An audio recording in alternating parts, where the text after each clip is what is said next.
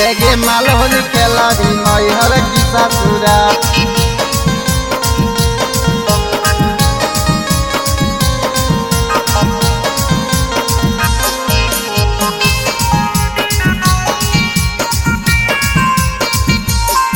आगे बोले गे माल होली खेला भी नैहर की ससुरार।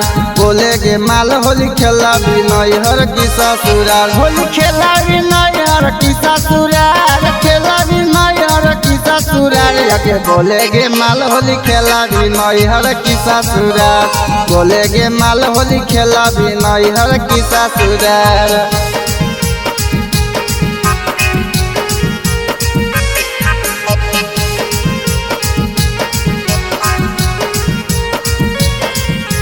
बोले गे माल होली खेला भी नैहर की ससुरार। आगे सैया डालत रंगवा छोड़ी ऊपर के पिछुआ। नैहर के यारवा रंग तो दौड़ी के तोरा नीचुआ। बुझलोगे सैया डालत रंगवा छोड़ी ऊपर के पिछुआ। नैहर के यारवा रंग तो धोड़ी के तोरा नीचुआ।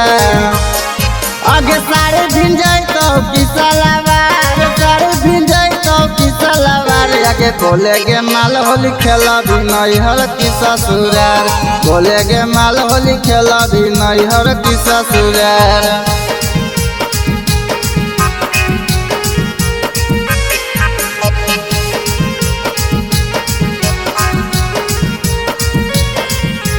बोले गे माल होली खेला भी नैहर की ससुरार।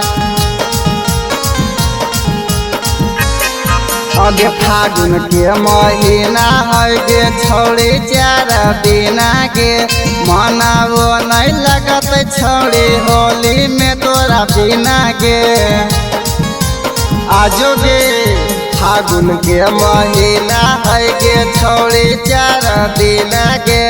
मनावो नहीं लगत हमर होली में तोरा बिना गे।